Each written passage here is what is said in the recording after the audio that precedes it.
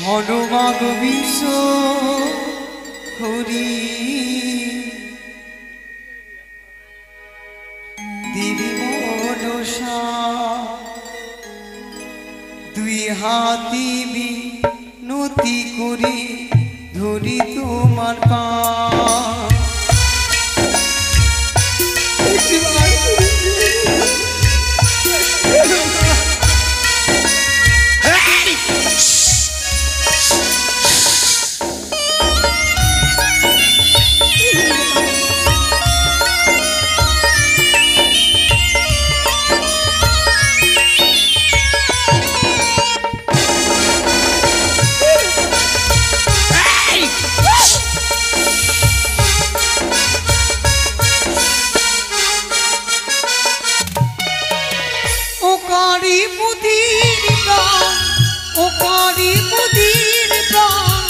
তুমি দিও না তুমি দিও না হনুমাগ বিশ্ব হরি দেবী মনসা দেহাতি নতি করি ধরি তোমার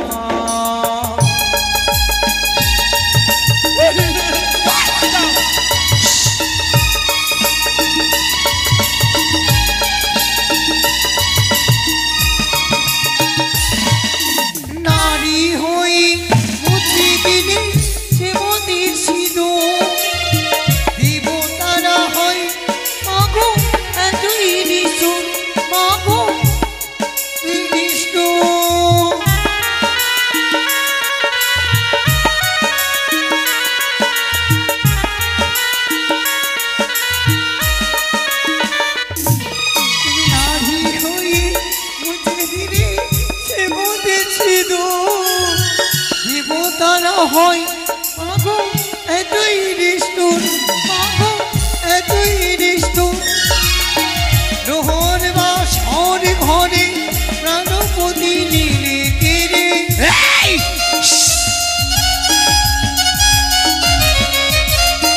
রোহন বাসর ঘরে প্রাণপতি নীলে কেড়ে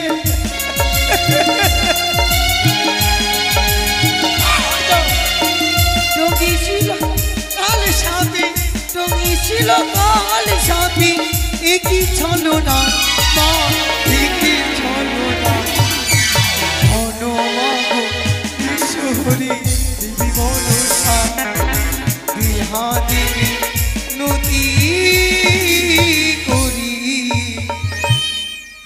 ধরি তো পা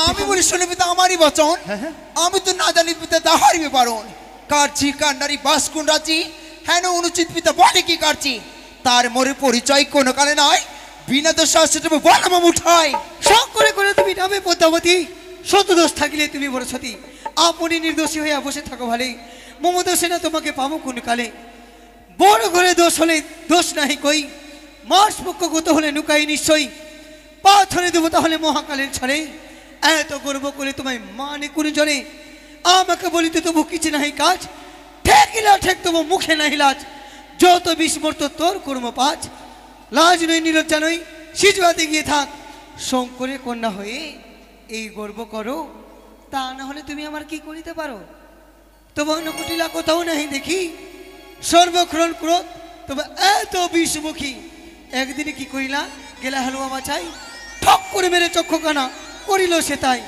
এত দোষ থাকিতে তবু মোর দোষ দাও ভালো যদি চাও মোরে পথে দিয়াও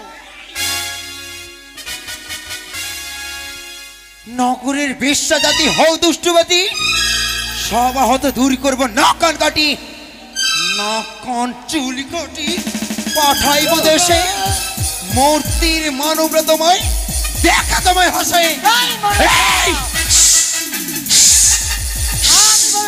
না কবর কথা তোমাকে কে বুড়াবে বেহুলার মাথা বেহুলা যে না বলে মন্দ তুমি যে বলাও আপনার রসিকা হয়ে সবাকে হাসাও লজ্জা নাহি লাগে তোর ঢেমনা ভাতা বারে বারে বলো মাতা আমায় মন্দ আমি কিছু বলি নেই এই দেব সবাই লাগিবে দ্বন্দ্ব তুই আর কি দ্বন্দ্ব লাগাবি ঢেমনা বারবার বলে মতো ঠামনা ভাতারি, তবু তোমার মতন আমি অসুর এই অসুর বধ করেছে আমি 10 বাহু বলে, তোর মতো লুকায় না পিতার অঞ্চলে। পিতার আঞ্চলিতে থাকিতে নাহি কোনো লাজ, তবু কি তোমার মতো করে শত মন্দ কাজ? চুপ কর মনসা, আহার করে সমস্ত যাহার যা ধর্ম, মুখে চুনকালি লাগলে বলিলে সে মম।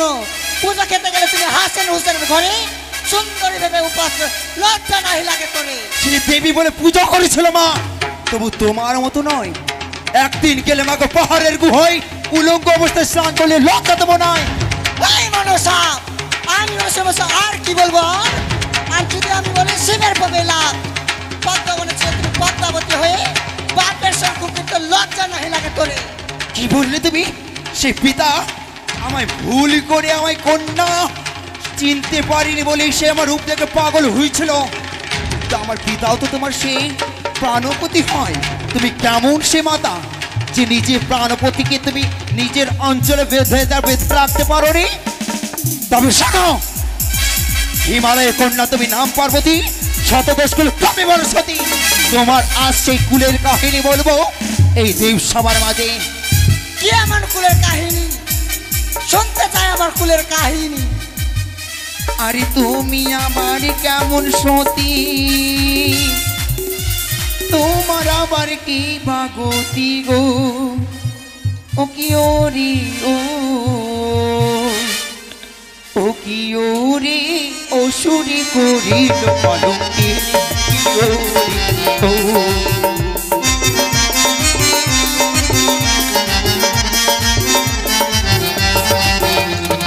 তুমি আবার কেমন সতী, তোমার আবার কি ভাগতি রে, কি ওরি ও।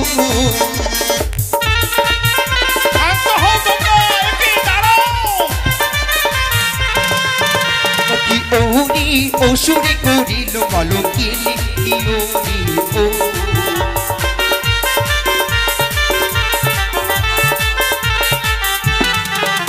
আরে পাত্র যে কেমন সখী, তার বা হলো কি ভাগতি রে, ও কি ও রে ও।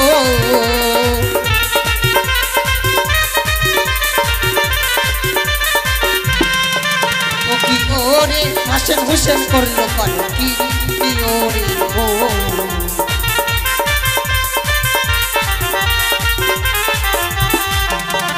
মাতা আবার কেমন সতী, তোমার আবার কি ভাগতি রে, কি ওরি ও।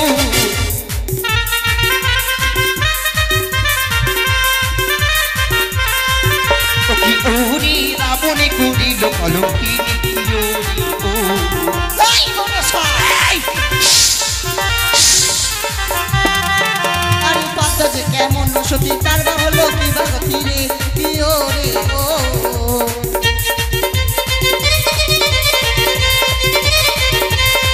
ও কি ওরে আলো আছে করলো কলঙ্কি, ও কি ওরে। দাঁড়াও দেবী, দাঁড়াও, তুমি আবার কেমন সতী, তোমার আবার কি ভাগতি রে, কি ওরি ও।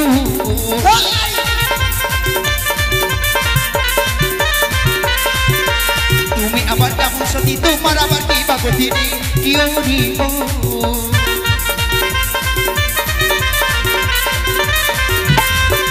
কি ওরি ওরি কৃষ্ণে করিল কলঙ্কিনী, কি ওরি ও। এই মনসা, আরে পাত্র যে কেমন সতী, তার বা হলো কি ভাগতি রে, কি ও রে ও। শান্ত হও দেবী। ও কি ওরে পিতাকে করিল কলঙ্কি, কি ও রে ও।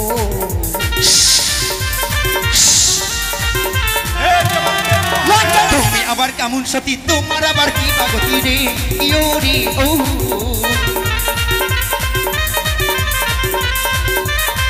মা, যে নিজের পুত্রকে চিনে না তাকে পুত্র কলঙ্কিনী বলে। তুমি নিজের পুত্রের রূপ দেখে তুমি পাগল হয়ে যাবে।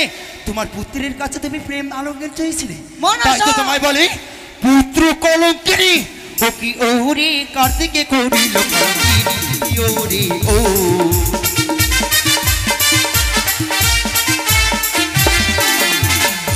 জরত কাহার মনিল নারী, বড় পাথো সজাপুরি, এবার তো বার্তা গো।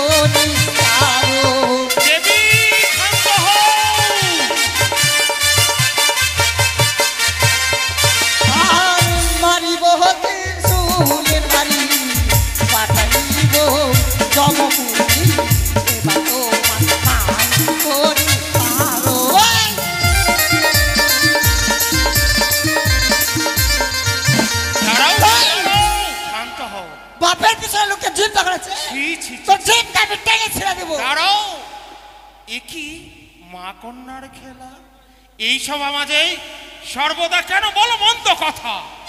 রয়েছি আমি প্রধান সেনাপতি হয়ে, উপযুক্ত বিচার করব এই সমাজে। ক্ষান্ত হও দেবী। হে দেবাদি দেবী মহাদেব, বলো। এতক্ষণ এই সিজুয়া ধামে এই ধামে, আচ্ছা বলুন তো, আমরা কি মায়ে ঝিয়ে ঝগড়া শুনতে এসেছি? তারা শান্ত হয়েছে। কোথায় দেবী বলো? তোমাকে তো চিনতে পারে না, তবে তুমি বলতে পারো এই দেবগণের মাঝে সাক্ষী কে রয়েছে? দেবরাজ। কোথায় দেবরাজ ইন্দ্রদেব? বলো, সত্য কথা প্রকাশ করো সভা মাঝে। দেবাদেব মহাদেব, বলো। এই সভা মাঝে যা বলবো সত্য কথা বলবো। এই দুজনকে দেখে মনে পড়ে যায় দীর্ঘ 10 বছরের কথা। একদিন পদ্মাবতী হংসরথে গড়ে গতি আমার ইন্দ্র সভাতে এসেছিল। সে কিছু চাইনি আমার কাছে, শুধুমাত্র দুটি পুষ্প চেয়েছিল। পদ্মাবতীকে বলেছিল, আমার কাছে পুষ্পের কোনো অভাব নেই, তোমার যা ইচ্ছে তুমি নিজের ইচ্ছাই প্রদান করতে পারো। সেই পদ্মাবতী আমার সাথে সত্য আবদ্ধ করে শুধুমাত্র দুটি পুষ্প চেয়ে নিয়েছিল উষা ধরে। তখনও তাকে প্রদান করেছিলাম, তারে ছলে তাদেরকে করেছিলাম অভিশাপ। দীর্ঘ 10 বছরের জন্য নিয়ে গেছিল সেই মত্তধামে। শুনলে মা? পিতা গো, বলো। কিন্তু সে তো নিজ নয়নে দর্শন করিনি যে আমার নাকি তার প্রাণপতিকে দংশন করেছি। দর্শন করেছো ইন্দ্রদেব? তবে এই সাক্ষী তো আমি মানতে অনশনের পারলাম আগে না। যে লক্ষিন্দরের দংশন হয়েছে সে কথা আমি বলতে পারবো না। বেশ, কোথায় ধর্মরাজ? ওহে ধর্মরাজ, সর্বদা সর্বক্ষণ ধর্মে রেখে বাবাও, আজ তুমি সত্য কথা প্রকাশ করো। হে ধর্মরাজ, হে দেবাদি দেবী মহাদেব, বলো। স্বর্গ থেকে উষা অনিরুদ্ধকে যখন সূর্য নদীর তীরে নিয়ে এসেছিল, সেই জীবকে আনতে পাঠিয়েছিলাম ওই উষা অনিরুদ্ধর দূতকে। সেখানে মনসা আমার জমের দুধকে বন্ধ করে রেখেছিল। তা সত্য। সেই নাগপাশে বন্ধ করার পর আমি তাকে ছুটিয়ে আনি। এবারে মনসার সাথে এই জীবকে নিয়ে ঝগড়া দ্বন্দ্ব বাঁধে। মনসা আর আমার সাথে দ্বন্দ্ব হয়। দ্বন্দ্ব হওয়ার পর আপনি তো নিজেই বিচার করেছিলেন। হ্যাঁ, মনে পড়ে। মনসা, সেই জীবটা এখনো আমার কাছে। শুনলে মা? পিতা গো, শুনলাম তো সবই, কিন্তু সে যে নিজ নয়নে দর্শন করেছি যে আমার নাগি দংশন করেছি। দর্শন না করেছো? না না, আমি তো সেই পদ্মারে নাকে দংশন করতে, সেটা আমি জানি না। তবে এই সাক্ষী মানতে পারলাম না পিতা। তবে বলো। বাসর ঘরে যে নাগিনী দংশন করেছিল স্বামী দেবতাকে, তার অষ্টাঙ্গ লেজখানায় যে। এ কি পিতা, এ তো আমি চিনতে পারি না যে আমার নাগের লেজ রয়েছি। ওরে বা, সেই নাগিনীকে দেখলে আমি চিনতে পারবো। চিনতে পারবে? অবশ্যই।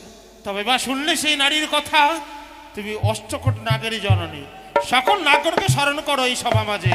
বেশ, যথার্থ পিতা।